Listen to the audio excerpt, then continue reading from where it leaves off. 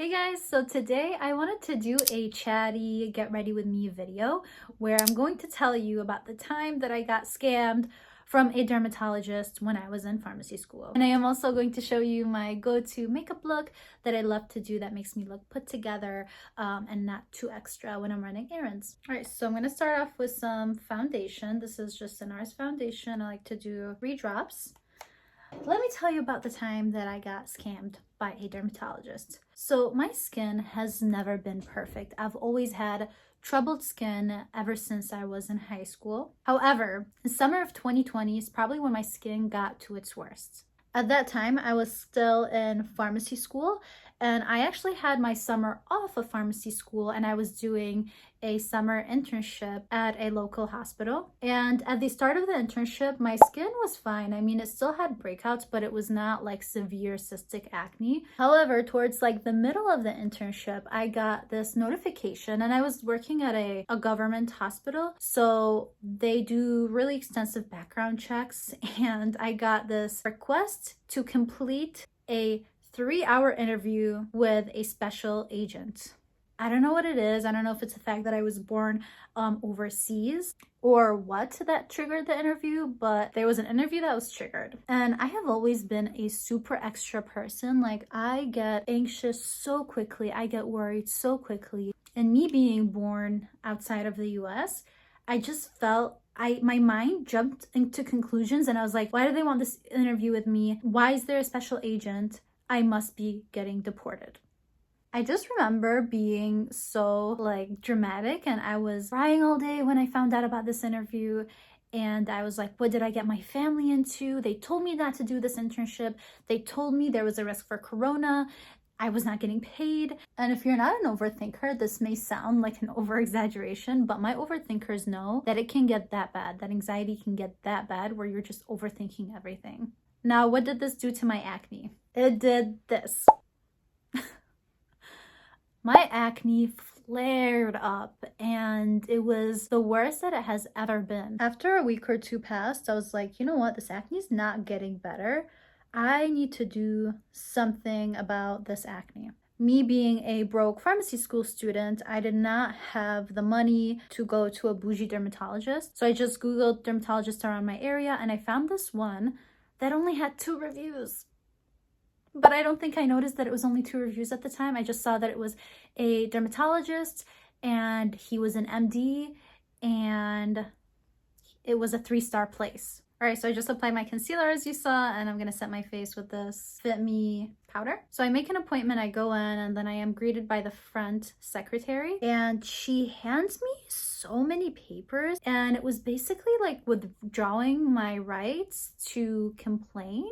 I don't even know how to explain it. This was 3 years ago, over 3 years ago at this point. It was something along the lines of, I am aware, I accept that, blah, blah, blah. I don't even know. I wish I took pictures of them, but I had never been in a dermatologist's office before that point. So I did not know if that was normal or that was not. I'm sure they were sued before because they make a lot of promises, and obviously they're not going to fulfill them, and people are going to be pissed. So that's why they had all these papers for me to sign that basically tie my hands and don't allow me to do anything. So I trusted the process, and I was telling myself, this is normal. I just don't know these settings. I've never been in a dermatologist's office. They probably just need you to sign a lot of papers.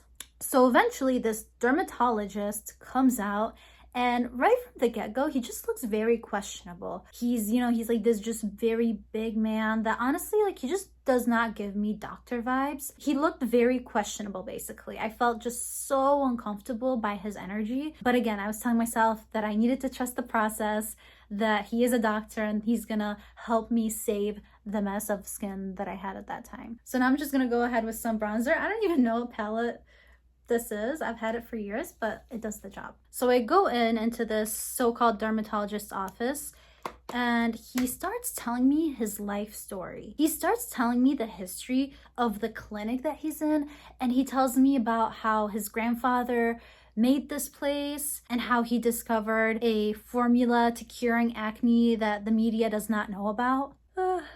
Recalling the story just gives me the ick about myself, because how was I so dumb? How was I so stupid, so trusting? I should not have I should have just left right then and there. Since it was in 2020, I was still wearing a mask at that point. He asked me to take off my mask so he could take a picture of my acne and also see what's going on. And when he looked at my face, he seemed so taken back. He was like, whoa, this is the worst case of acne I've ever seen.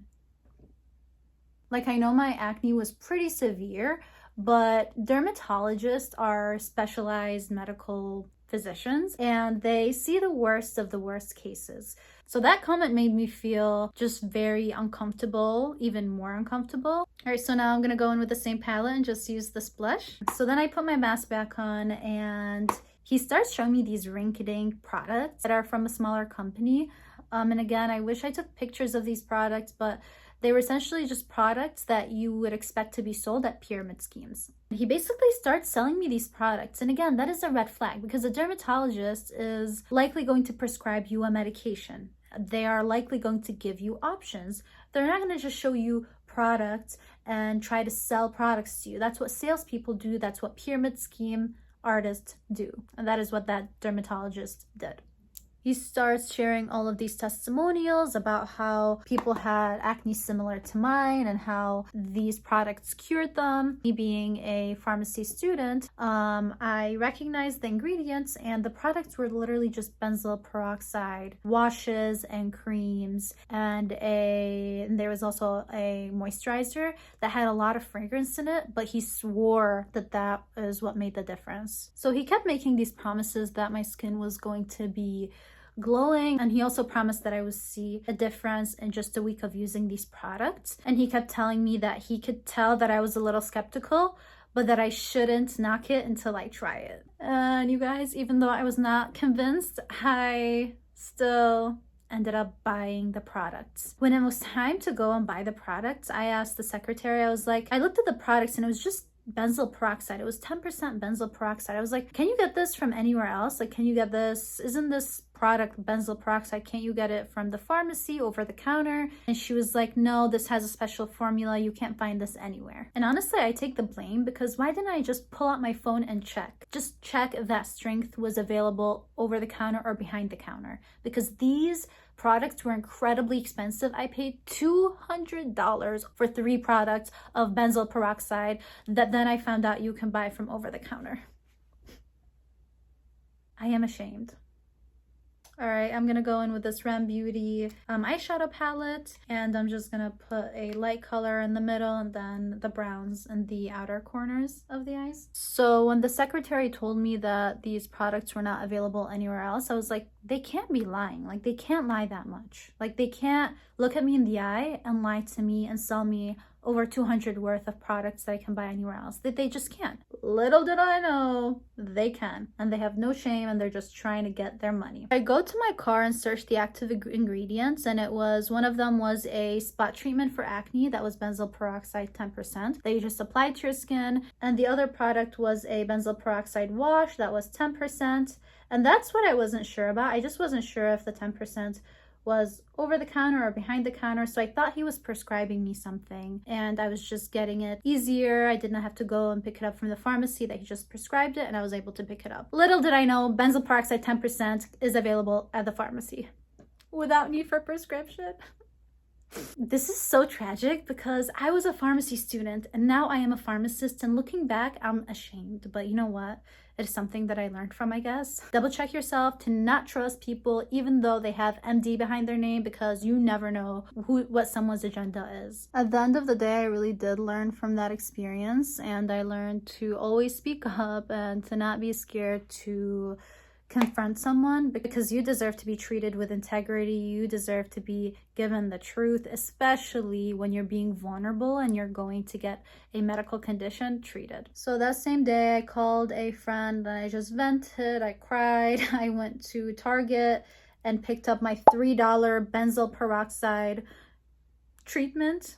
I googled his name and he's still in business, so I don't know if I can expose him. I don't know if it's defamation. Let me know and I will expose him because I need justice. This is actually probably one of the best mascaras I have, and it's a 2-in-1 mascara. So there's a volumizing side, which is what I'm using now, and then there is this other side that is supposed to lengthen. All right, and I'm just gonna go with this MAC lip pencil in the color Auburn. That's pretty much the end of that story. In terms of that interview that I mentioned at the beginning that helped flare up my acne big time, because my acne was definitely stress induced. But what ended up happening with that interview is it was completely fine. They asked me questions about how often I visit home and other stuff like that I don't know if I am able to share, but it was a pretty intense interview, not gonna lie. Certain things in your background, unfortunately, especially if you were born overseas, especially if you were born somewhere that is considered a threat, they will pick people out to just question them. But it was fine at the end of the day. I was just being extremely dramatic and my anxiety took over. And this lip gloss that I used is the Maybelline lip gloss in the color